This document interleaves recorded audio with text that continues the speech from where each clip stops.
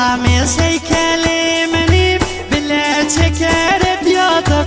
Arkada oturuyorduk, her yerlere gidiyorduk. Her akşam telefonlarda köp gepleşip yatıyorduk. Hemmecik kısa yarini dinlever. Hemmecik kısa yarini dinlever. Bastidadı meşhur usta şairlerimizden şair Evvez Murat Cüdali'nin şiirlerinden dinleyen Gulam Nebi Hamiyabi avazında.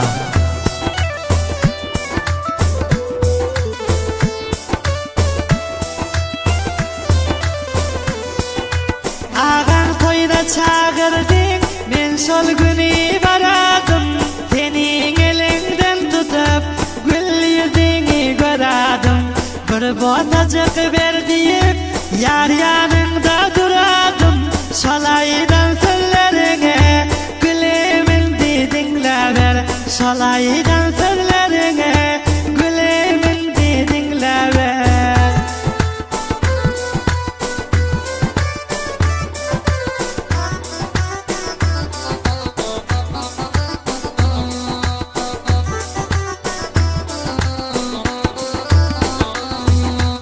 Yüzümden garap kaldım, Kuda yarın dibaydım.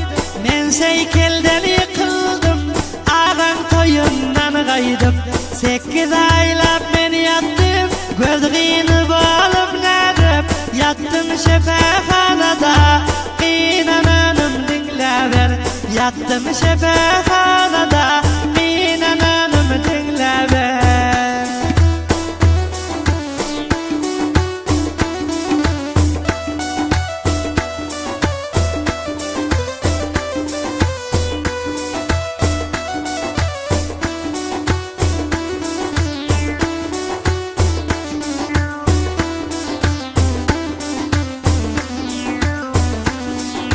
Menden hiç ayıp tapman, menin ışkımdan doydum.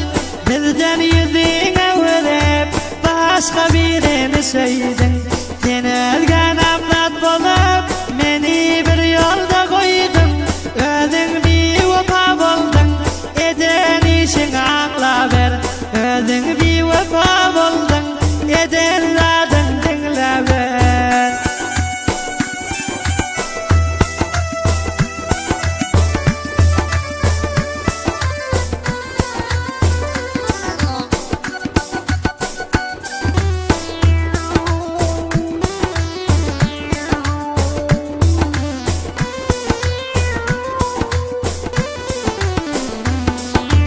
Aytacak boldum Türkiye, ölgüçlerim cay vermen.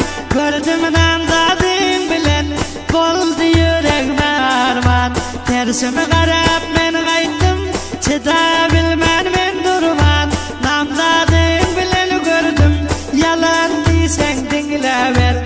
Namzadın bilen gördüm, yalan diysen dinlever.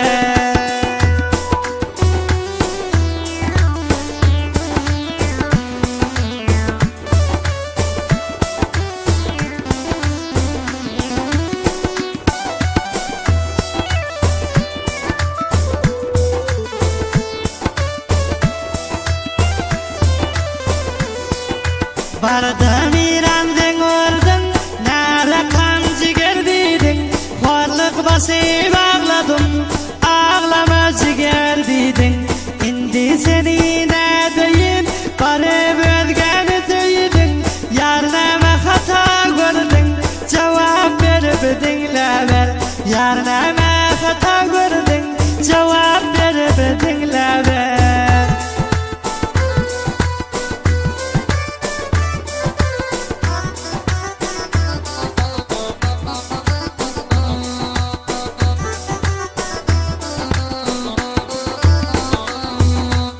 Abdullah diyer ahir, sözüm benim sul boları.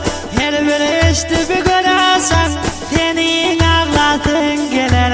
Evvel Murat Cüdali, işin cezasın bilir. Sözüm tamam sul yerde, bul sözümden anla ver.